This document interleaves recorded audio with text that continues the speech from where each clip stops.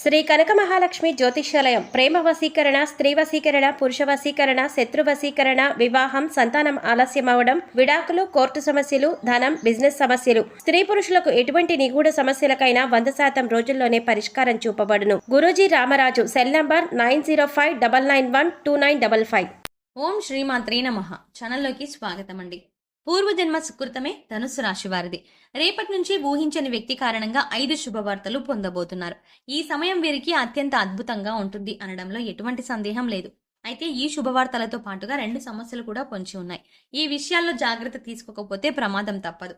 అయితే ఈ రాశి వారు రేపటి నుంచి ఊహించని వ్యక్తి కారణంగా పొందే 5 శుభవార్తలు ఏమిటి, అలాగే వీరికి పొంచి ఉన్న 2 సమస్యలు ఏమిటి, వాటి నుండి ఎలా తప్పించుకోవాలి, అదేవిధంగా ఈ రాశి వారి జీవితంలో అదృష్ట యోగం పొందడం కొరకు చేయవలసిన దేవతారాధనతో పాటుగా పాటించవలసిన పరిహారాల గురించి ఈ వీడియోలో వివరంగా తెలుసుకుందాం.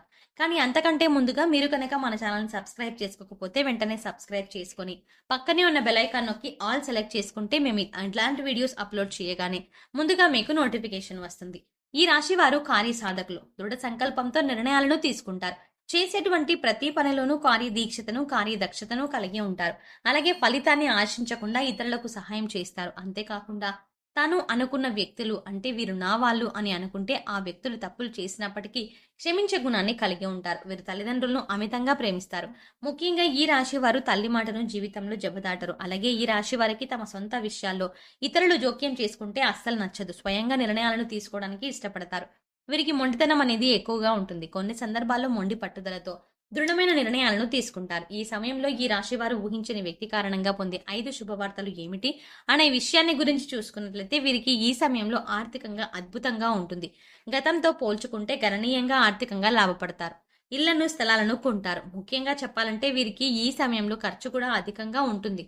అయితే చేసేటువంటి ఖర్చును ఎక్కువ శాతం కొత్త స్థలాలను, ఇళ్లను, అలాగే బంగారు ఆభరణాలను కొనడానికి ఉపయోగిస్తారు.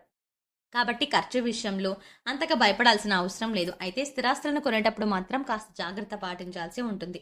లేదంటే మోసపోయే అవకాశం కూడా ఉంది. అలాగే ఖర్చు చేసేటప్పుడు ఇది భవిష్యత్తు అవసరానికి ఉపయోగపడుతుందా లేదా అనేది ఆలోచించి ఖర్చు చేయడం మంచిది. ముఖ్యంగా దీపం ఉండగానే ఇల్లు చక్కదిద్దుకున్నట్టు ఆర్థిక పరిస్థితులు సక్రమంగా ఉన్నప్పుడే భవిష్యత్తులో ఆర్థిక ఇబ్బందులు రాకుండా చూసుకోగలరు. కాబట్టి ఈ సమయంలో భవిష్యత్తు అవసరాల కొరకు ధనాన్ని పొదుపు చేయడానికి ప్రయత్నిస్తారు. అలాగే ఈ సమయంలో వీరు కెరియర్ పరంగా అనుకూల ఫలితాలని పొందుతారు.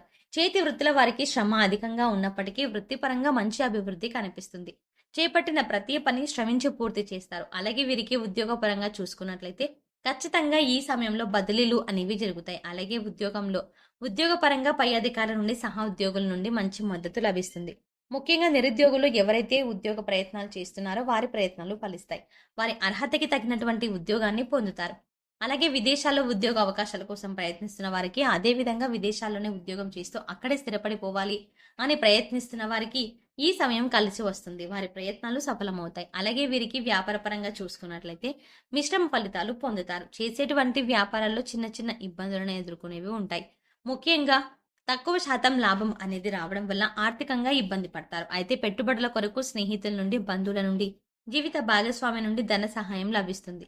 ముఖ్యంగా ఈ సమయంలో భాగస్వాముల మధ్య పరస్పర భేదాభిప్రాయాలు పెరిగే అవకాశం ఉంది. కాబట్టి భాగస్వామ్య వ్యాపారం చేసేవారు కాస్త అప్రమత్తంగా ఉండడం మంచిది.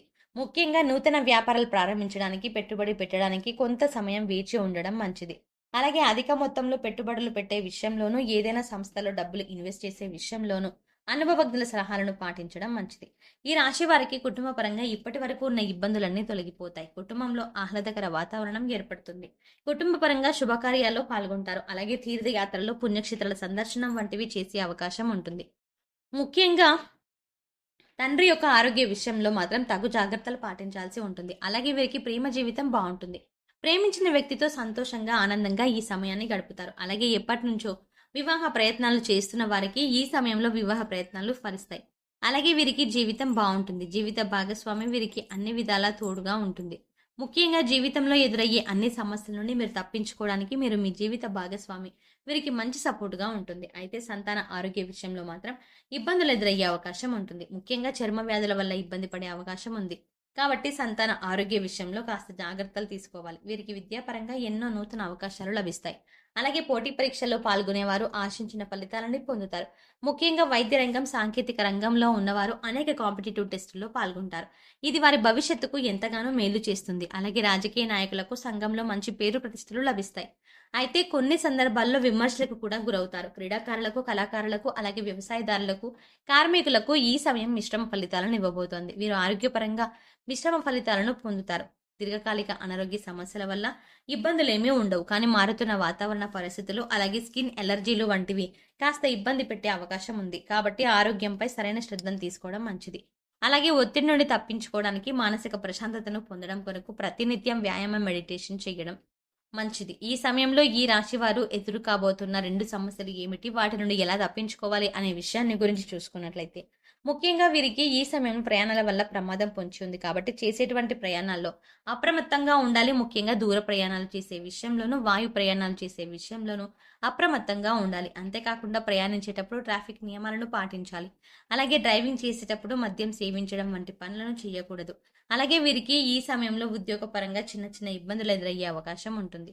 ముఖ్యంగా వీరు పనిచేసే ప్రదేశంలో వీరికి తెలియకుండానే లేనిపోని నిందలను మోయాల్సి వస్తుంది. కాబట్టి నూతనంగా ఎవరైనా వ్యక్తులు పరిచయం అయితే వారితో అప్రమత్తంగా ఉండడం మంచిది. అంతేకాకుండా ఎవరితో అయినా సరే మాట్లాడేటప్పుడు ఆచితూచి మాట్లాడడం మంచిది. ముఖ్యంగా ఎవరిని ఈ సమయంలో గుడ్డిగా నమ్మకపోవడం మంచిది. అలాగే సాధ్యమైనంత వరకు ఈ సమయంలో ఎటువంటి వివాదాలకు, ఘర్షణలకు దిగకుండా ఉండటం మంచిది. ముఖ్యంగా భవిష్యత్తు అవసరాల కొరకు ఏవైనా కీలక నిర్ణయాలు తీసుకునేటప్పుడు అనుభవజ్ఞ సలహాలను, మీ జీవిత భాగస్వామి సలహాలను తీసుకోవడం ద్వారా అంతా శుభమే కలుగుతుంది.